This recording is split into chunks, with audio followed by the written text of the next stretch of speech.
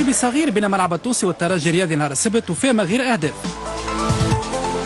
حدود دقيقة 25 مباراة ما غير فرص تهديف واضحة، لكن حضرت فيها برشا مناوشات، تدخلات مبالغ فيها واحتجاجات على صفرة الحكم وسيم بن صالح.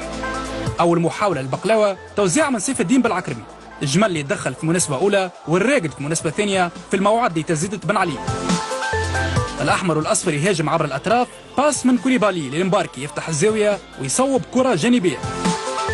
دقيقتين على نهاية الشوط الأول، أبرز فرصة على الإطلاق، محمد صغير يوزع، فادي بن شوك في موقع مناسب يضرب الراس وعلي جمال يتصدى.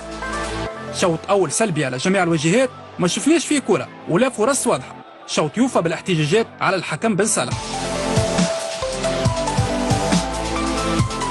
الميتون الثاني كانت فيه الفرص منذ البداية، هجمة للترجي، تمهيد من فخر الدين بن يوسف، ورويد أسبق من إدريس محيرسي. الملعب التونسي يعول على الكرة الثابتة، مخالفة ينفذها بالعكرمي، والعربي جابر بالراس يخطئ شباك. استاد تضغط، توزيعة من سيم الجيد، الشيخ توري يصوب في مناسبة أولى، والكرة ترجع من دفاع الترجي والمطالبة بضربة جزاء، ثم تصيبها من بن علي، والكرة تعود قدام فادي بن شوك يضرب على القايم. الفريق المحلي اختير في الهجوم، تمهيد من سيم الجيد إلى بالعكرمي حضر الصغير، تصيب تضعيفة بين يدين جمل. معاناة كبيرة للترجي، والسوايح يلعب ورق ترجيبي وجلاسي مكان جويني وبقير.